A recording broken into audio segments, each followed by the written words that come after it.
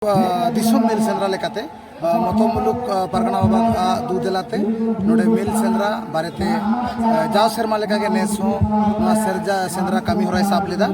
और नोवारे देश दिसम खन सेंद्रा परगना बाबा तक पुरसी मुलुक जेलारेन झोतो मुलुक रेन परगना बाबा को सेटल लेना और नोवा दो सेंद्रा बारे तक तेहना नो कमी होरा निया दा जहां को हेज लेना जहाँ दो हाँ लिया बिना माने प्राय 20,000 खन चेतान माने जहाँ लेका हाँ अली ऐको कदा आयु माने ले तलिया प्राय 20,000 को हेज लेना और नौका के जाव शर्मा हो थोड़ा को कम लेना मेनखान हेज लेन गया को प्राय 15,000 गान दो जाव शर्मा नोआ सुतन टांडी रे नोआ बन गालोच केदा तेहे जे तेहे नोआ सुतन टांडी दो खाली सेंद्रा दो आको को मेमेन कना प्रशासनिक से सिविल डिपार्टमेंट को लईदा जे नोआ दो प्राणी हत्या कना नोआ सेंद्रा दो मेनखान सेंद्रा दो प्राणी हत्या दो बांग कना सेंद्रा दो नोआ कना सेंद्रा दो कना संताल समाज रे आबोना मेटांग आइडेंटिटी कना मेटांग इतिहास कना मेटांग नागाम हो कना गया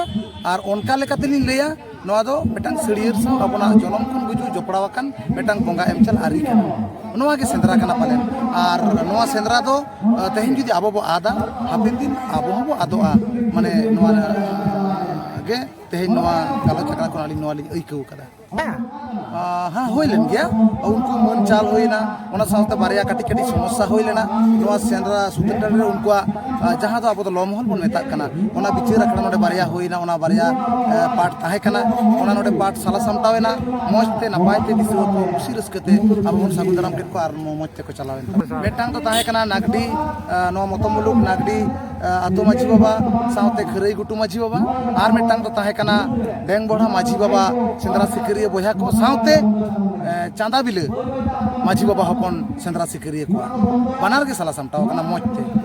अलिया उपरुम दो भारत जगत माझी परगना झाड़ग्राम जिला परगना बाबा मन रायसेन मन।